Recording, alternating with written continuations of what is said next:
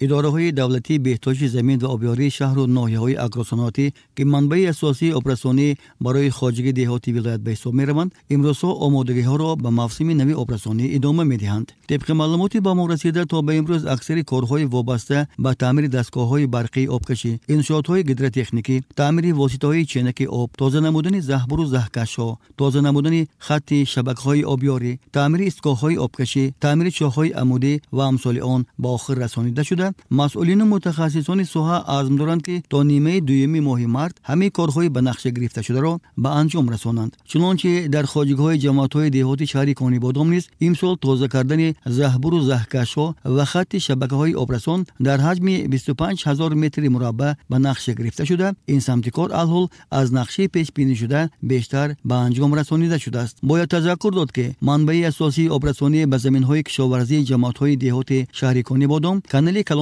فرغانه محسوب می‌یابد و این کانال از حدود منطقه ذکر شده گذشته به ناحیه باباجان غفورов می‌رود. محض در سمت از لایق تازه کردن کانال کلانی فرغانه امکان می‌دهد که حجم بیشتری آب با واسطه این کانال به حدود شهر کانی بادام وارد گردد.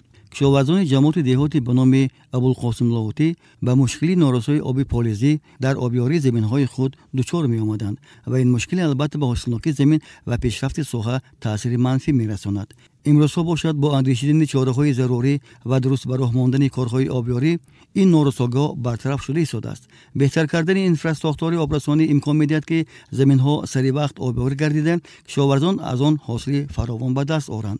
در جماعت دهات لاهوتی تا امروز زیاده از 3500 گتر زمین از یخ آبمانی برآورده شده. همزمان با زیاد شدن مساحت زمین‌های آبیاری شونده تامین امنیت آذوقه‌واری بهتر و نرخ و نوای محصولات کشاورزی تنظیم می‌گردد. این تدبیرهای آبرسانی تنها با این منطقه محدود نگردیده بلکه در حدود دیگر جماعت‌های شهر کانی بادام نیز آبیاری با صورت ادامه دارند.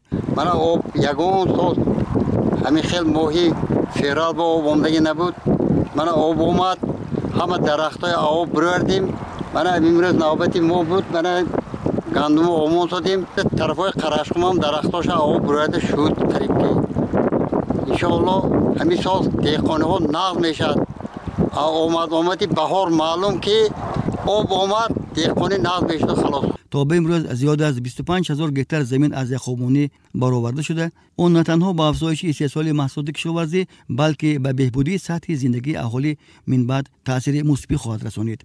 مسئولین ساحه اصرار داشتند که با تطبیق من بعدی برنامه‌های رشد کشاورزی و آبیاری زمین‌ها با هم زمینی مساعد برای پیشرفت اقتصادی و تامین اهالی با محصولات باصفت کشاورزی فراهم آورده می‌شود. طبق معلومات پیشنهاد گردیده درازی کانال کلانی فرغانه در مجموع 127 کیلومتر را تشکیل داده. 56 کیلومتر آن از حدود شهر کانی بادام می‌گذرد. یادآور می‌شیم که سال جاری دهقانانش عزم دارند که در سمت کشتی زراعت و فراوان حاصلش به دستاوردهای بیش از پیش نائل گردند. در این سمت البته آنها در تکیه به فعالیت با مرام اداره دولتی بهداشت زمین و آبیاری فراوان حاصلی زراعتی کشتیشان را تامین کردنی‌اند.